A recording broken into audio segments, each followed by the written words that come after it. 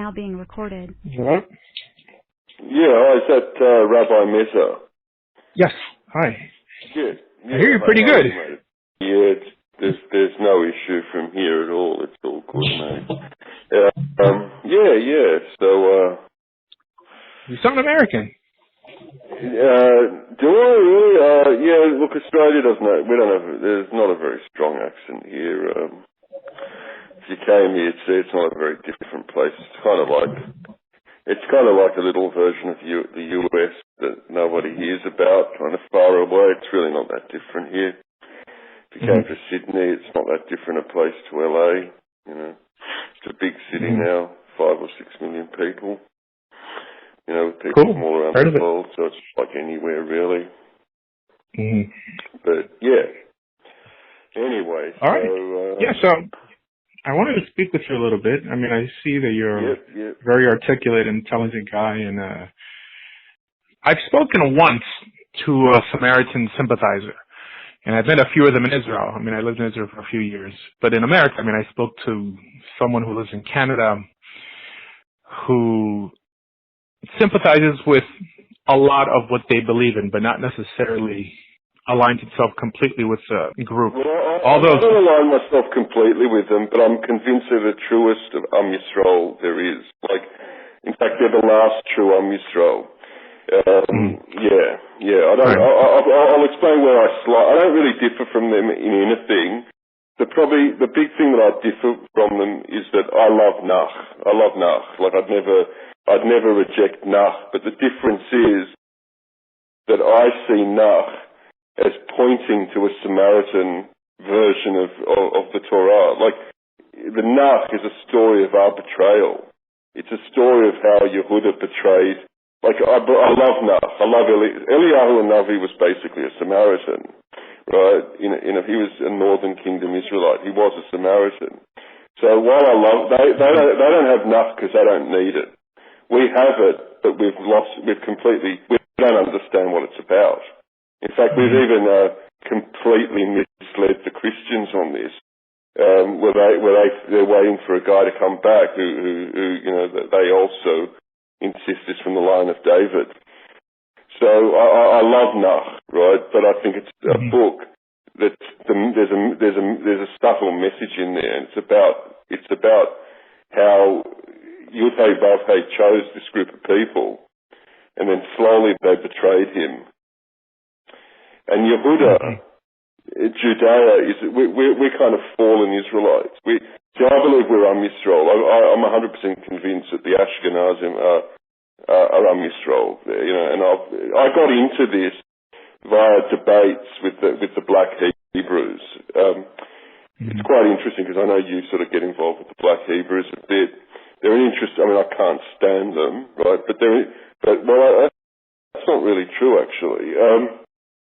They're an interesting group, and I've been getting into lots of debates with them. And then one day, it just hit me like a thunderbolt. Like, I finally it was an amazing day where I just got what they were saying. Like, 99% of Jews do not get what they're trying to say. And one day, it just hit me, their little pun on the word Jew, which, and I finally got it. It just occurred to me what they're trying to say, that this thing that we call Judaism is not Torah Yisrael, right? But where I disagree with them vehemently, as you probably realise, is on just one point, right? Like, the average Black Hebrew Israelite understands what the Torah is about better than the average Jew today. They're actually quite intuitive people, and they take a Bible alone approach, read the Bible, which, by the way, the Samaritans, basically, theirs is a Bible alone approach. Even though they're a sect and a cult, right? I mean, they're a group. They kind of like, each of them just reads the Torah themselves. And the Black Hebrews, right? They're kind of intuitive, unlike most Jews on this. And it just kind of occurs to them that what we call Judaism is a joke. The only thing I completely disagree with them, as you guess, is who actually is Yisrael. Like, I'm 100% convinced that the Ashkenazic Jews are biologically Yisrael. They're not converts. They're not. They didn't mix with Europeans. And there's a whole lot of people, trying to sort of befuddle people and sort of fool them on this issue. And, you know, I mean, you kind of did it yourself, you know, pointing to pictures of the darkest Yemenites saying, well, Yemen is not Palestine. Yemen's not where the Judeans are from. If you actually compare Ashkenazim to Samaritans or Syrian Jews, Syrian Jews are basically Palestinian Jews. The Damascus Jews are Palestinian Jews. And if you compare Ashkenazim to them, it's completely different. They actually strongly resemble them to a point that you couldn't deny that they're pretty much kith and kin. And the Khazar thing is just it's a Jewish hoax, basically. The Jews made it up themselves. There were no Khazars. I could prove that. A guy called Al-Biruni, a Persian scholar, wrote a book called The Chronology of Ancient Civilizations. It's a massive book. Like, nobody knew more about Judaism in their time than Al-Biruni. Like, he was absolutely prolific on Judaism. And he wrote a huge book called The Chronology of Ancient Civilizations. And, you know, most of the books about the Jews and the Hebrews and Judaism, or so-called Judaism. He lived at the time when the Khazars were at their peak, supposedly, as Jews. And he lived not very far from where Atil was, their capital city, and he doesn't make one mention of them, but he mentions the Khazars. He does mention them. The only mention he makes in the entire book is to actually compare the pagan customs of the Khazars to the customs of the Jews. He has no knowledge of anything Jewish Khazars. To go back to something you just said about Nach, you said that you elevate Nach to a very high level, but according to your theology, you would have to question or be skeptical about anything written by the prophets or anything written in Nach, because it's based around Jerusalem and the redemption of Israel back to Jerusalem. How do you make the correlation? All right, here's the thing, right? Here's it, right? Basically, this is the real message in Nach, and it's actually fairly obvious, right? God gave Yud-Heh Vav-Heh. I don't like God's another way that we destroy Judaism, calling Yud-Heh Vav-Heh God, right? From turning into the God of the Christians and the Muslims, as opposed to Jehovah, a slightly different type of God, right? So Yud-Heh Vav-Heh. Orthodox Jews don't use the word God, by the way. Out of reverence, they'll say the name, but they won't say God. Yeah, perhaps I know. They say Hashem or the Eibishter. Look, I know all that, yeah. Oh, well, the Eibishter, that's Yiddish. Even the Eibishter, and even, look, admittedly, the Samaritans basically use the word Hashem. They say Shema, same thing. But the Eibishter, they're all attempts to Christianize Yud-Heh Vav-Heh, right? And, all right, so here's the thing, right? If you read the Torah, there's nothing about Jerusalem whatsoever. We know that. We all agree on that. Nothing, right? Zero.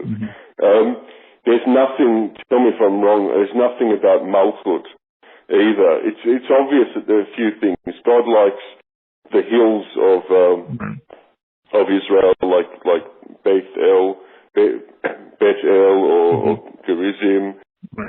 So there's nothing about establishing a temple on Mount Gerizim either. He likes those open hills, just a simple, humble, outdoor sanctuary in those places, right? And he had no interest in it. He didn't think much of the idea of a malchut either. He wanted judges, he wanted elders from the tribes. There's nothing about malchut in the Torah. Right? In fact, it's quite obvious that Yud-Heh Vav-Heh doesn't think much of it. And when you think about it, it makes sense. Who the hell would like a monarchy? I think it does. Hold on. I mean, it does mention Malchut because it mentions a Melech. It for sure doesn't mention Mount Gerizim as a place that one offers sacrifices in. In other words, granted, Shiloh wasn't mentioned, Yerushalayim wasn't mentioned, but it says that they will judge and ultimately the king will rule from the place that God will choose. Now, I know there's a discrepancy with the Samaritan Torah and the written Torah, but I mean, there's no praise necessarily for Mount Gerizim. I understand that's what the Samaritan movement believes, but when you say Torah, I mean, you're speaking to someone who believes that the Torah that the Jews have nowadays, the Masoretic text, is the most authentic Torah, although... text is anything but, like the Masoretic. There are even now scholars from Bar Ilan that are conceding that the Masoretic text is hardly, the Septuagint is way more, like the actual Greek Septuagint is way, like the Masoretic text is... We can't really give definitive statements about opinion, just fact. Now, it goes both ways. Granted, the Samaritan version of the Torah aligns itself more with the Septuagint version of the Torah, which some could say speaks against its authenticity. If you want to understand it differently, that's fine. But I think there is a valid claim from the way Jews understand Torah nowadays. Mind you, there's more Jews. We're more effective socially than the Samaritans. I think there's only around 800 Samaritans in the world, so it sounds like God's on their side. Absolutely. Mm-hmm. Yeah. You can answer the initial question, how do you tie in Nach into your belief system? I'm getting to that. Okay. Right. Okay. So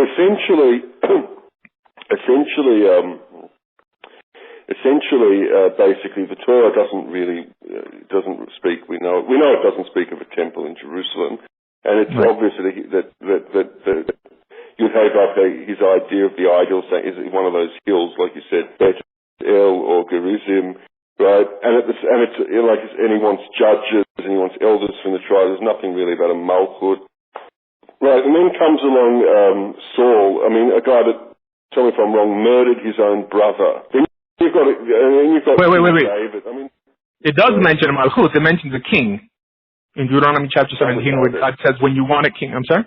Go ahead. That was added by the Jews. Okay. All right, go ahead. Let's just move on from that point anyway, right? And basically, and then you've got a guy, David, and I mean, look, I hope this doesn't offend anyone.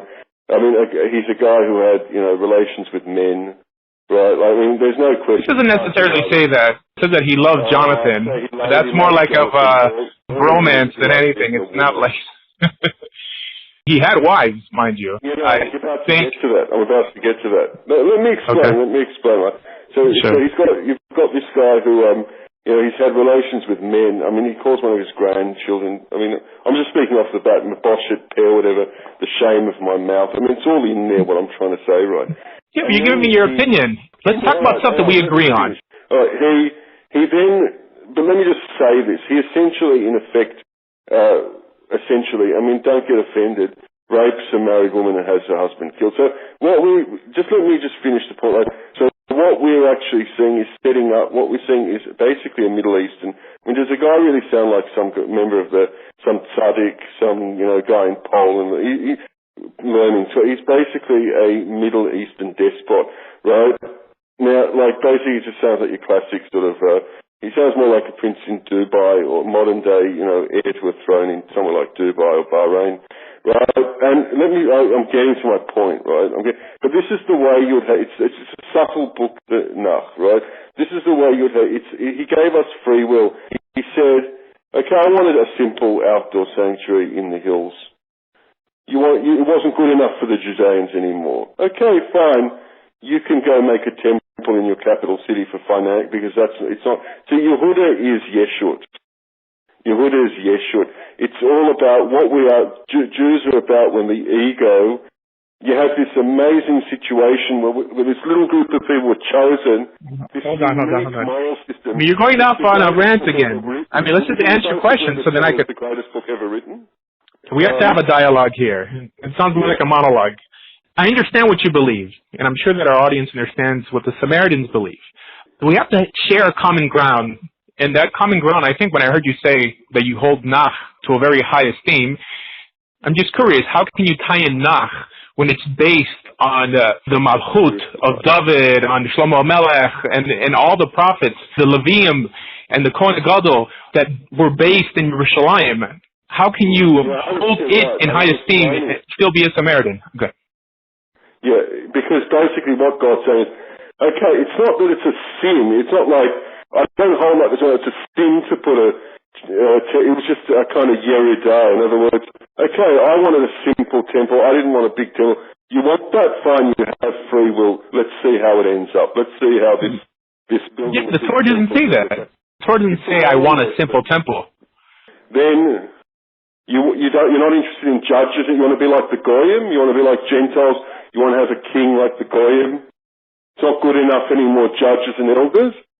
You can have a Malchus. Let's see how that goes for you. It's not an outright sin. We're still Israel, right? But there's a subtle message here. It's quite obvious, right? If you actually read Nach, It doesn't matter that it's hold on. him and Levium in the temple, right? You were quoting the prophet Samuel. Betrayal. So the same prophet Samuel who made that statement, that if you want a king like the Goyim, I'll give you one, is the same Samuel who anointed David as king. So, I mean, you can't have both. You have to pick and choose here. Because the Bible, the Old Testament is the greatest book ever written, right? It's a subtle message. It's not, that's what's unique about it, right? It's blatantly obvious that modern day Orthodox Jews and the ancient Israel have very little in common. I mean, anyone can see that. That's the point of the Hebrew. No, I don't see it. Hebrew. They look at it and they're like, this isn't biblical. See, most Jews are completely befuddled by this dichotomy between Judaism and Jews, and Israel and Torah Israel. They don't understand the difference. It's like they say, oh, Zionism isn't Judaism. Right? Yeah, you're telling me a creed here. It's not Judaism. Right? Let's discuss the issue. Don't just throw out creeds. I know what you believe. I know you believe that the Jews nowadays are completely disconnected to biblical Judaism. I don't believe that.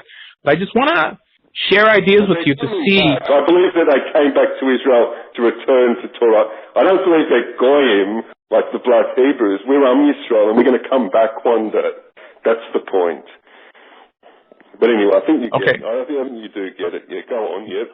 I don't think you've answered the question how you tie in Nach or hold Nach to such high esteem that when you feel that virtually every character in Nach is a false prophet or in some way perverting the Torah. Yeah. Samaritans nowadays only hold the 5 books with the addition of Sefer Yehoshua, but they also have other books, books of what we call halacha. So they've created their own rabbinic law, which I'm sure they themselves don't view themselves like modern-day Karaites. They understand that there has to be some sort of monolithic understanding, some consensus on how these laws should run. But the average Samaritan will say that these books in Nach and the what we call Ketuvim and Nevi'im are perverted, and those characters there are not proper representatives of core Judaism. You know, I really have no problem with biblical characters like David not living perfect lives, because I think it makes them more relatable. In other words, that when you have people in some way rewriting text to save face, I mean, mind you, if the Jews who you believe perverted the Torah to cross out Mount Gerizim and in some way add in this notion of a king, if they really altered it that much, why didn't they just go ahead and alter the King David story and in some way make him seem perfect? That's actually the weird thing. See, I'd argue that we're Israel. I believe we're Israel, but we're sort of hanging on thanks to the rabbis, we're kind of, look, I've got different, look, I've got to say, I'm not anti-converts, but I'm all pro them, right? But I don't think historically there was such a thing as converts. I think it's just a modern myth, right? Something that started in the 19th century. Yeah, but Samaritans accept converts, actually, by the way. Like, if you look at even if you look at the verse, for instance, says, you know, you shall love the stranger within your midst, just like yourself, your brother, or whatever it is. You were once Gerim in Egypt. Right, in Mitzrayim, right. Yeah. Well, what were we Gerim? Did we convert to the religion of Isis and Horus? No, I mean, a Ger in the Torah is not a convert per se. That has been answered many times, for sure. A Ger could be a Ger Toshav, or just a foreigner living in some foreign land. So we know Moshe Rabbeinu named his first son Gershom. Why? Yeah. Because he was a stranger in a foreign land. This is like Judaism 101. I mean, I don't think anyone's arguing that point, but the idea that someone could come into the covenant, I mean, mind you, it said that the Hebrews left Egypt with a mixed multitude of peoples, and these people, the thing where someone breaks Pesach, it's clearly saying that a foreigner, like, I'm not totally rejecting the idea, and I've got no issue with converts. I don't care, right? Like, if my kid married a convert, well, I mean, putting aside the fact I'm Cohen, I couldn't care less, right? Like, I don't care personally, but I don't think we really understand what they saw as a convert.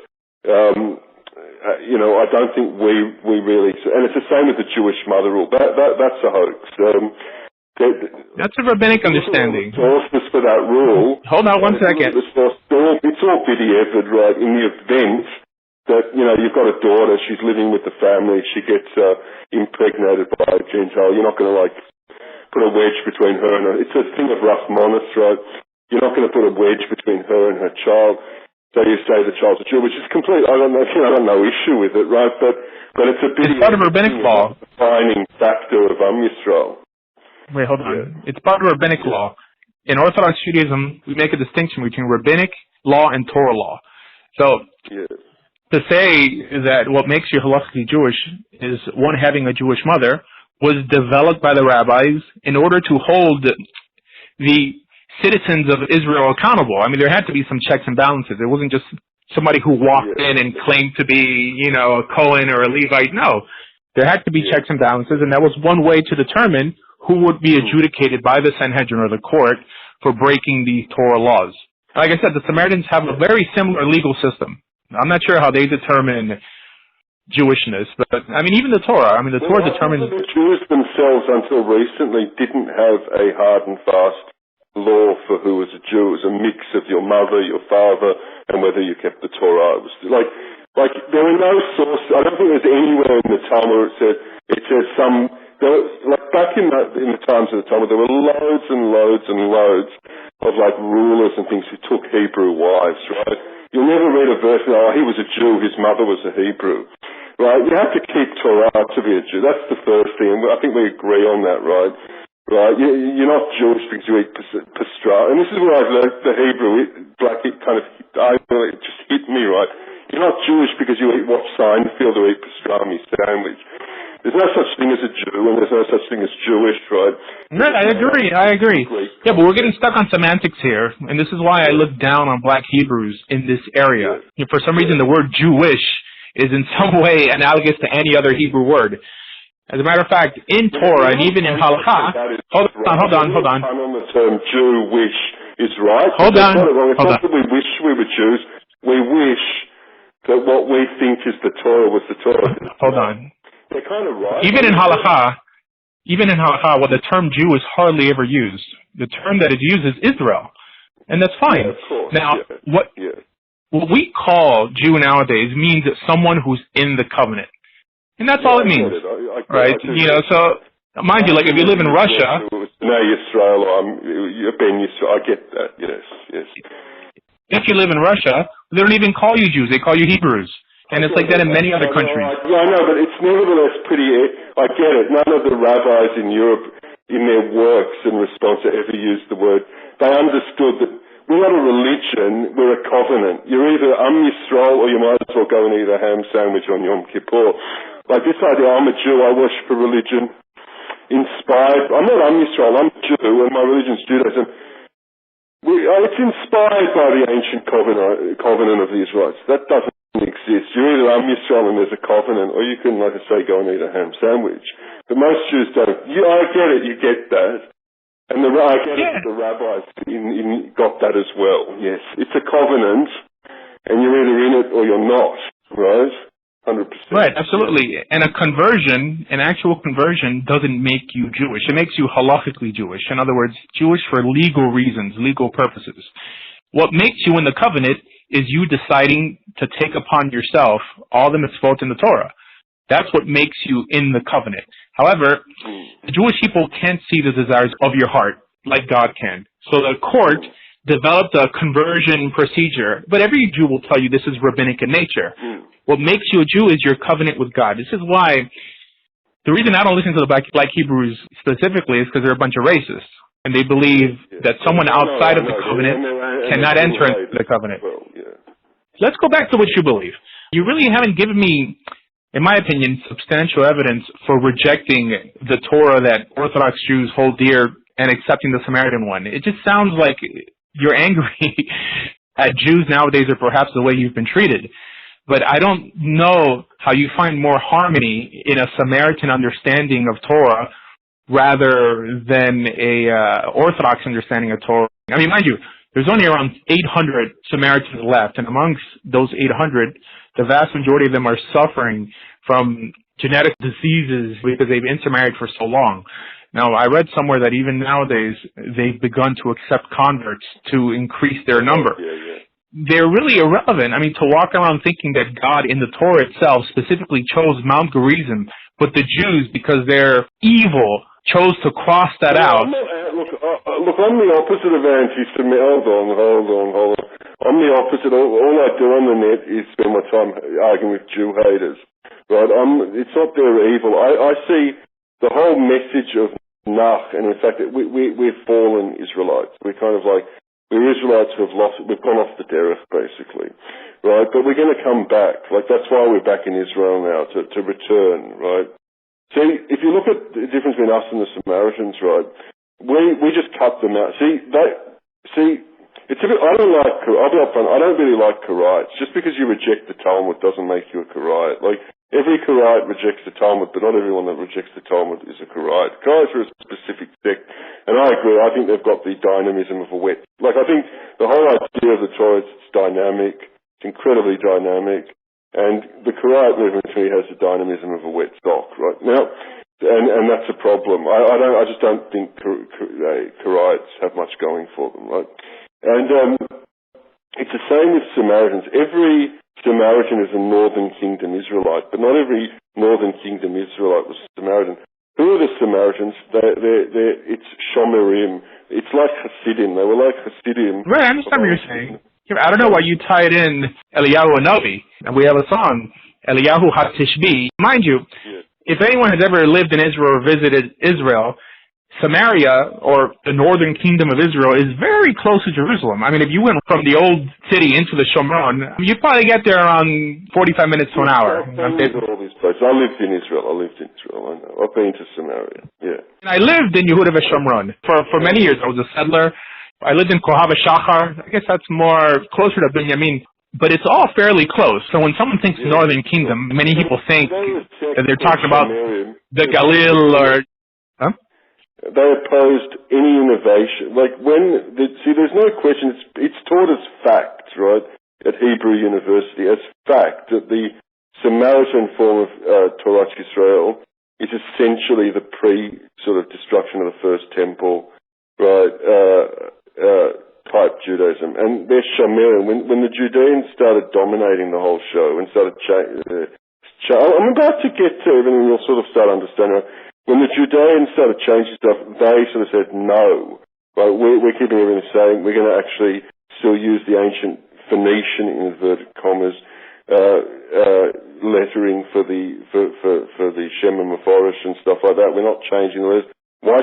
How can you actually have it against a group of people that the whole thing was not to change? Like, God gives Moshe a certain Torah, and they decide we're just keeping it exactly the same. Now, the end result, you're right. What's the end result of that? They weren't flexible. They didn't change. There's 800 of them left, right? And they've got genetic diseases. You're completely right. In a way, you're right. It validates that the Judeans were actually, they had Torah in mind. They realized that they had to change things, right? And there's now 15 million or so Jews, whatever, and the group's doing all right. In terms of numbers, and it's growing, and they're not. Like, they're going to disappear. There's no question the Samaritans will disappear, right? And the Jews, on the other hand, so it's obvious that the Judeans were playing around with the Torah for the sake. It's a case of Ilu Divrei Elokim Chaim, right? Like, but theirs is the truer Torah. It's not. I'm not exactly but that's your opinion. Here, listen.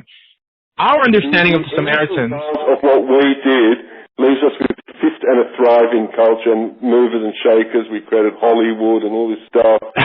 Yeah, those are secular Jews. Those aren't religious Jews. They never left. Hold on. You know. Right. Well, those are the Lox and Bagels Jews. I mean, not the Torah Jews, the ones who created communism and conflict. Like I say, okay. I refer to those Jews as bagel eaters, and it doesn't make you yourself. I get that, right? Okay. Now, the Jews sort of certainly walked the world stage in a big way, and that was because they were flexible with the Torah and changed. So I'm not disputing that Yud-Hey Vav-Hey would give some... Well, we don't think that we actually changed. And with the exception of adopting the Babylonian script, which, mind you, that wasn't really a monolithic act. Wait, hold on. Even in the Second Temple times, there were many coins, there were many artifacts still written in the Old Phoenician script. It didn't really make a difference. I mean, there were some Sifrei Torah written in Greek letters, but still with a Hebrew pronunciation that didn't bother us much.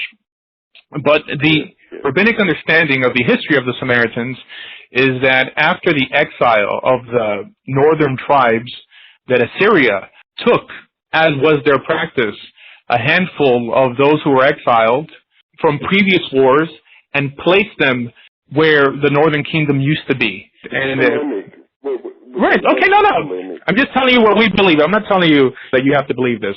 And we believe that the vast majority of those inhabitants came from a place called Kutha, or what we call Kutim nowadays. In English, I guess it's called Kuthians. And that these people had problems with Ezra and Nehemiah when they returned back from Babylon, and there was a whole story in how David got Alexander the Great his permission to attack the Jews, but there's another story that teaches that they converted. As a matter of fact, in Masechet Kutim, in the Gemara, it relates to them as regular Jews in every area that they don't differ from the rabbinic understanding on, and on areas that they do differ on the rabbinic understanding, we should view them as non-Jews. But I think the accepted opinion amongst the rabbis is that they were Jews, although the Shulchan Aruch and the Mishnah Torah differ on that. For them, in many of the versions of their texts, it uses the word goy and kuti interchangeably. So we believe they're still, they have the status of foreigners, but they converted to Judaism. So, once a Jew, halachically, you're technically always a Jew. There's no group on the planet more loyal to Torah Moshe than them. It's preposterous. They've still got a... Oh, well, that's your opinion. Despite their tiny numbers, right?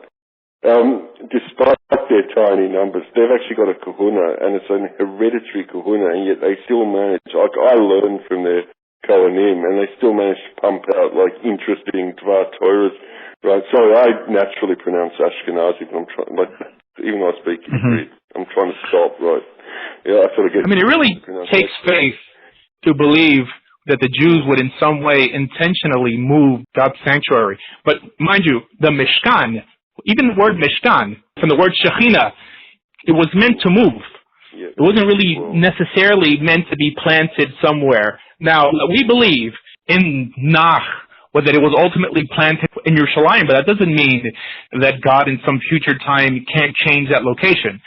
But that's pretty much what you're teaching, that it was Mount Gerizim, Har Bacha, and it's there for eternity. Brooklyn, look, the Pashtus, the Judaism in Brooklyn, I think the Satmar, I think they're actually one group that actually is, I'd say they're not, I don't think they're Am Yisrael. I think they are actually of convert ancestry. They're the one group, those Hungarians, I think they're converted to Botniks, and even people that were engaging in witchcraft in the Carpathian Mountains. My background's not... Why, because they're outside the state of Israel? Pardon? I don't think I don't think Satmar are Jew. I think they're actually the one group of Ashkenazim that are they're suspect. They look different. My family's not that far away. I'm from southern Poland, but they're the one. They look slightly different. There's something weird about them. I think they're Subotniks. I think they're converted Subotniks, and even people that were... I honestly believe that they're converted Subotniks and people that were engaging in witchcraft. All right, so it doesn't matter. They converted. This is why the rabbis in the Talmud considered the Samaritans, those who they have fear of lions. Yeah. Hello, can you hear me? Yeah, it's nonsense. It's just it's just polemic. It's preposterous, right? They still have a kahuna. They still observe. That's right. They're the one group that try to remain Am Yisrael to a point that they actually in the end gave themselves genetic problems. They're completely loyal to the Torah. They've never left the land. They've never left the original area of the Mishkan. Right? That's what they teach. Hold on one second. There's no evidence of any paganism in anything they do. They're complete. That's what they teach. In inverted commas, Judaism. Yeah. I was reading up on them, and archaeologists say that the first time a temple was ever erected in Mount Gerizim was in the 5th century before the Common Era. It wasn't all the way back from when Yehoshua led them out of the wilderness. Now, everyone has their own legends and their own stories. Ultimately, we have to ask what works. What vehicle has the Almighty used to disseminate Torah throughout the world? Ethics. Pretty much. So we have. Yeah, but I accept that totally. I accept that. That's okay. Yeah. Right. So it seems unless you're going to claim that the Jews specifically chose to alter the Torah, and mind you, just the ceremonial parts in the Torah, like 1, 2, or 3 of them, that they specifically chose to alter. Orthodox Judaism and the actual Torah Israel of the ancient Israelites have almost nothing in common, but like that's, but yeah. I mean, what about the verse in Deuteronomy about the prophet? I mean, isn't that an important verse? I mean, this is clearly an important sort of end of days verse that one day a prophet will come, and Jews just doesn't even exist. It's like there is no prophet. We've just ignored that. Moses was just saying stuff for no reason. It doesn't say that. So you're quoting Deuteronomy chapter 18. It says, right, it says, when Israel begins to emulate the other nations, I will then raise up for you a prophet. In other words, there's a formula for exile and redemption in Torah. And prophetic intervention is part of that formula. That when Israel begins to disobey the Torah, God will send them a prophet to try to bring them back to Torah. We see this with Jeremiah, Isaiah, Ezekiel. As a matter of fact, that's the only command in the Torah that commands us to listen to prophets. So when it mentions prophet there, it means prophets in general, not one specific person. I see what you're saying. I mean, I don't agree, but okay. That's fine. Well, it makes a statement that the prophet, it says, and the prophet who prophesies not in my name. You know, so that's clearly, contextually, it's talking about in plural, the prophet. In other words, there's more than one. So there's a few things I want to say. Like, the Samaritans don't exactly believe about us what you think they believe. They don't believe. See, we believe effectively they're goyim, right? Which is preposterous, right? They're obviously in all. No, I don't view them as goyim. I don't view them. I don't view anthropological thing. It's like you can't say, oh, you're Jewish because your mother's. You're something that doesn't exist because your mother is something. There's no such thing as a Jew, right? It doesn't exist in the Torah, right?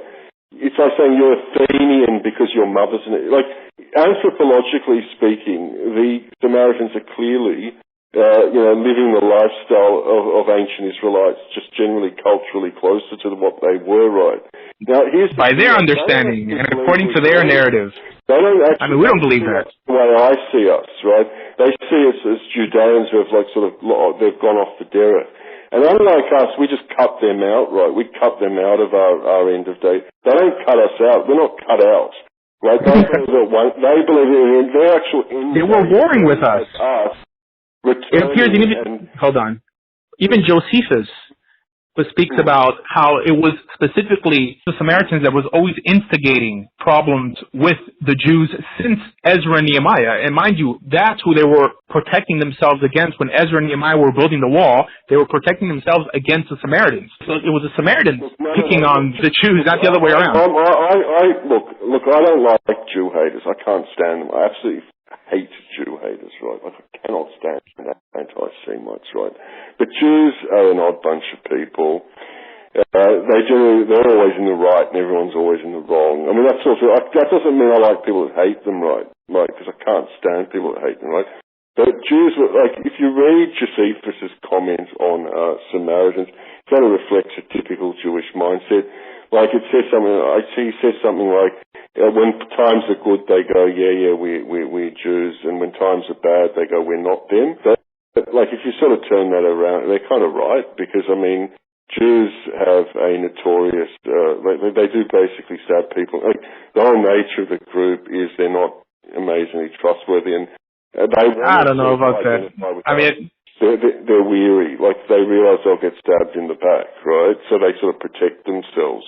But I mean, it's us. It's us. It's not them, right? Like we actually screwed them, right? They didn't sue us.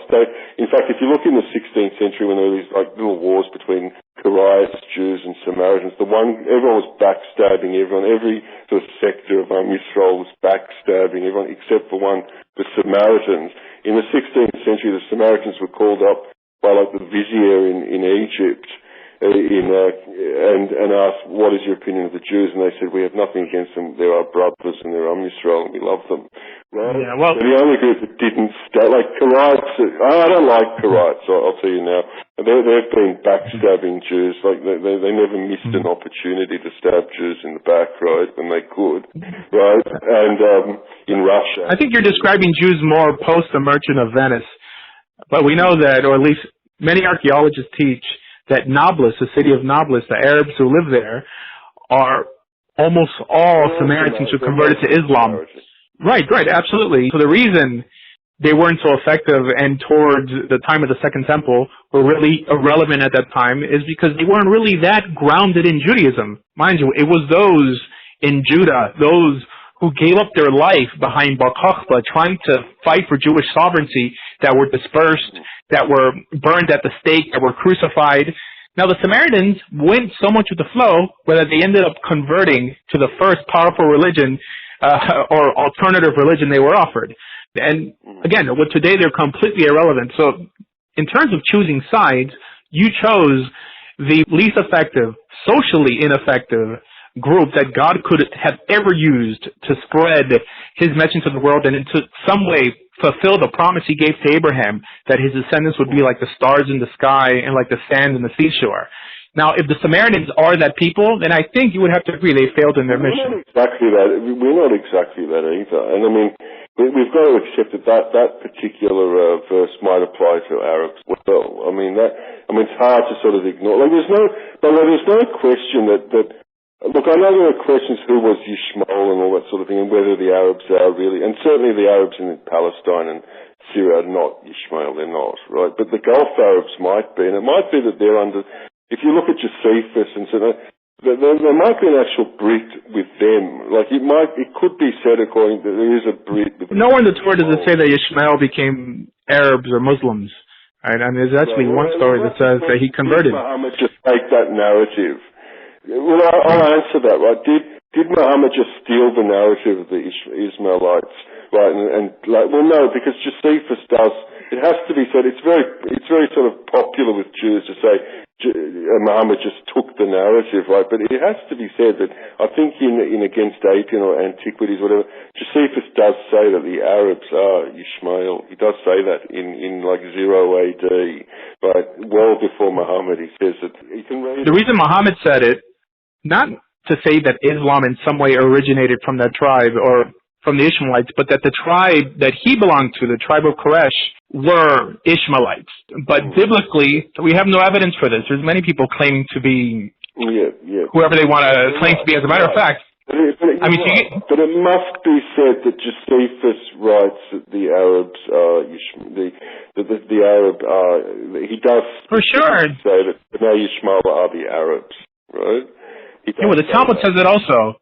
But the thing is, the word Arab means mixture. And we see with even how we believe the Samaritans were dispersed in that area of Israel was because this was a tactic of Sanherib. So Sanherib was the head of the Assyrian army who, by definition, whenever they conquered a land, they would disperse their inhabitants all over their kingdom to stop mutiny and rebellion. So then what the Talmud says that no one nowadays could claim to be from anywhere post the Assyrian conquest because of Sanherib, that everyone is a mixture of everyone else. It's just like the word Erev, like Erev Tov, right, is a mixture of light and dark. So Arab comes from people from many different cultures and nations being dispersed all over that area. So this notion that the Arabs are Ishmaelites is really more a myth than anything. Look, it could be. I don't really care. I've read up about it and I get what you're saying. Like, it might just be a narrative that was adopted from us, basically. But we're not really, that said, we're not as what's the word, as stars in the sky either. We're not such a big group ourselves, and there were times when we were a very small group. Well, before the Holocaust, we were a lot bigger, but one sign of disobedience is us being small. Right. No, it's hyperbole. You're right. Listen, you're saying, and you're right. But I think that you agree more with Rabbinic Judaism, or ultimately Orthodox Judaism, than you do with Samaritan Judaism. By a simple fact. No, because what I think what happened is basically they... You told me that you love Nach. ...preserved the Torah... And how could you love Nach and in some way agree with the Samaritans? That when they stop at Sefer Yoshua... Because that's where you're wrong. They don't cut out Nach the way you think they do. It's not like the Karaites and the Talmud. They read Nach. Samaritans are all very familiar. As far as they're concerned, they're not what you think. It's not a holy... Karaites don't cut out Nach. I mean, Karaites actually believe Nach too much. It's not a holy book for them. They don't read it in the sense that it's of any importance to them, right? But they'll read it. They'll all be versed with it. It's the history of Yisrael. They know who King David is. They're not hostile. They don't hate it, right? They don't hate Nach. It's just not. They don't need it because they're basically like Hasidim. They're ultra conservatives who say we're not accepting any innovation. But they as far as they're concerned, Eliyahu and Navi might well have been a big tzaddik. They're not saying he's an evil guy. Hold on one second. They wrote about him in Nach, right? They're all versed with Nach. The ones that are knowledgeable are all well versed with the Jewish. You said that the Torah doesn't mention anything about kingship, but the northern kingdom also had a king. True. Yeah, but they were against that. Like I say, not all Samaritans are northern kingdom Israelites, but not all northern kingdom Israelites were Samaritans. But what they are is, and you're right, they attempted to completely keep the Torah Yisrael or Torah Moshe as it was, and they paid a heavy price, and there's not many of them left. Right? But at the end of the day, if we believe that Yud-Hey Vav-He is a unchanging being, like he doesn't change, 3,000 years ago he's a Middle Eastern sort of a deity, and 2,000 years later he's a Lithuanian rabbi, then in the Talmud he's a New Age man, he's changed. Surely he'd have some sort of affection for the group who still write his name in the original script. Like, surely that matters to him. Wait. Hold on. When they checked. Yeah. There's actually no proof that the Phoenician script used by the Samaritans nowadays is the same script that the original Torah was written in. As a matter of fact, many surrounding cultures and tribes had similar scripts. In other words, it could have been a completely different script. Now, yes, mind you, it's older than the Babylonian script. In Qumran, the Shem Mephorash is written pretty much as the Samaritans writers. Okay, and the Qumran is a time of Bayat Sheni. There's hundreds and hundreds of years of Jewish history still missing. Islam is a total perversion of Judaism. The Torah, shall I say. The religion of Islam is they took our religion, like whether they're Yishmael or not, I don't really care. They took our religion and they twisted in something like obscene. Like it's the greatest version of our... And Rambam, who I assume you love, right, was basically he attempted to Islamize Judaism, and he's one of the sort of real people. Like I love the Ramban, and I don't like Rambam. I've described Rabbi Yonah Metzger. I'm the opposite. Spiritual heir to Rambam. Like if you want to look at who his spiritual heirs are, someone like Yonah Metzger, he's turned Judaism into some clerical nonsense, right? Basically, these are destroyers of Yisrael, people like the Rambam, right? And their halachic Judaism, right? As opposed to the Torah of Yisrael, right? And I'd say we're sort of hanging on we're Yisrael, but we're kind of at this point hanging on a thread.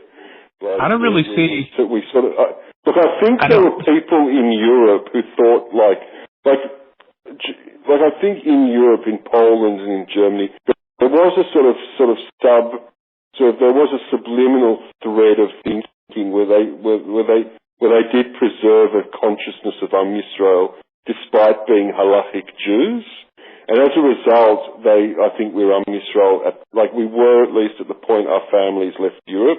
But at this point, like in places like Australia and America, we're rapidly reaching a point where in 200 years we can all eat. Do you have a few examples of this type of corruption? There won't be a covenant.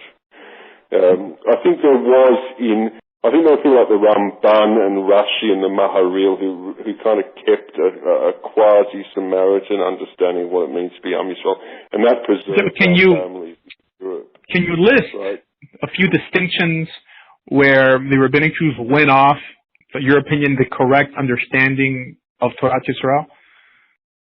The Mishnah Torah was like a big one. The Rambam's. Can you give me an example? I'm very familiar with the Mishnah Torah. Yeah. Look, I can't think of anything offhand, but like the Mishnah Torah was like the whole. Look, I've got nothing. This is the thing. I'm not. You're getting me wrong. I'm not bitter about anything or people treat nothing like that. I like the Talmud. I like it. Like I read it for its humour. To me, I read the Talmud. I think the rabbis were funny. I think the Babylonian rabbis. I think people. But I can't stand goyim like the Black Hebrews who malign the Talmud because I think it's a wonderful book, right? But I don't take it seriously as Torah Yisrael, right? It's not Torah Yisrael, but I like it. I like their dark, sick sense of humour. I read it like for a laugh.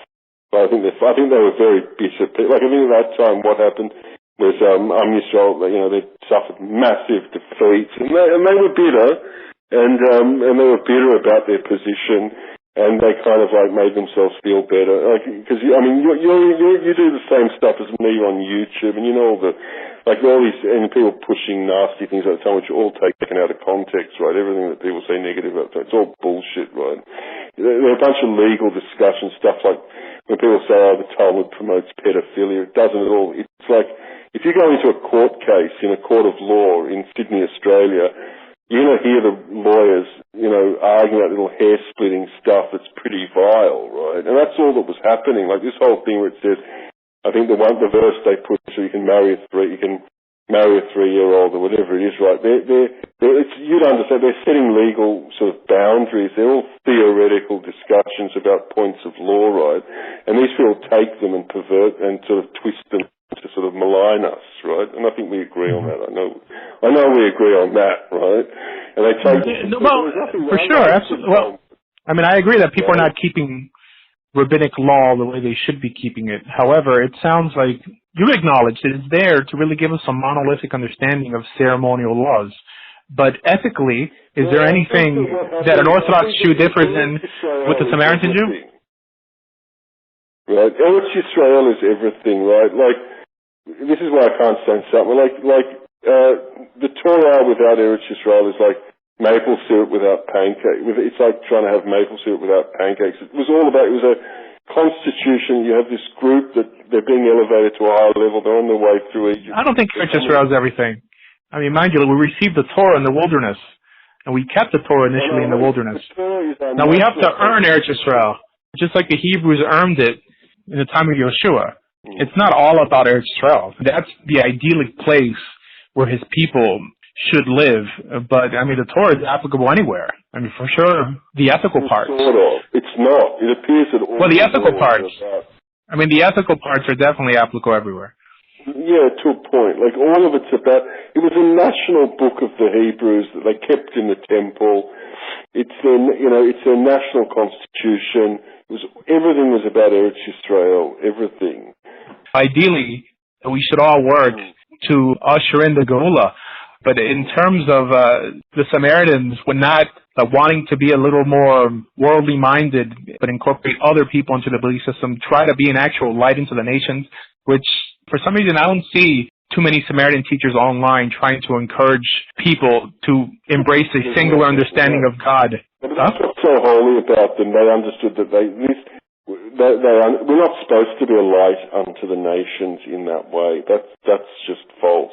Right, well, the Torah specifically says that by us keeping his hukim, that the nations will say, what a wise and discerning people, i.e. that we should join them, right? I mean, what's the point of us inspiring the nations if the nations also could not in some way be part of Abraham's promise? The purpose of Torah was ultimately to bring peace to the world. And peace is really the ultimate goal that's mentioned countless times in Torah. God says, if you keep my hukim, my mishpatim, he promises us peace. And this is peace for the world. It does mention people like Jethro. It talks about people who are not in the nation coming into the nation. That's why it said that the Erev Rav, when the Hebrews left Egypt, it said they left with a mixed multitude, and that mixed multitude were absorbed into the children of Israel. Many portions teach that they actually outnumbered the original Hebrews. Look, I don't have an anti-convert agenda. I couldn't care less, right? But you're right. You're right. It was a national book. You've basically Judaized or even Christianized the whole Torah Yisrael. It was a book of even I believe that God wrote the Torah. I actually believe in it, right? But it was a national constitution for an ancient nation.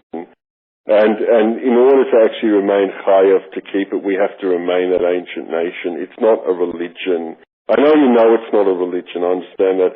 But no, I disagree. I believe it's a religion. Torah's the greatest book ever written, right? Torah's the greatest book ever written. And I'm not saying it's just a soft standard. It's our Iliad or our Atrahasis. It's a bit more than that. And you're right. It has unique aspects. Right, where it's conditional, and we're warned that if we don't behave ourselves, we can get booted out, and everything's destiny. Right, there's a whole prophecy working, and the Jews basically spread out, through these mazes of Europe, and we're coming back now.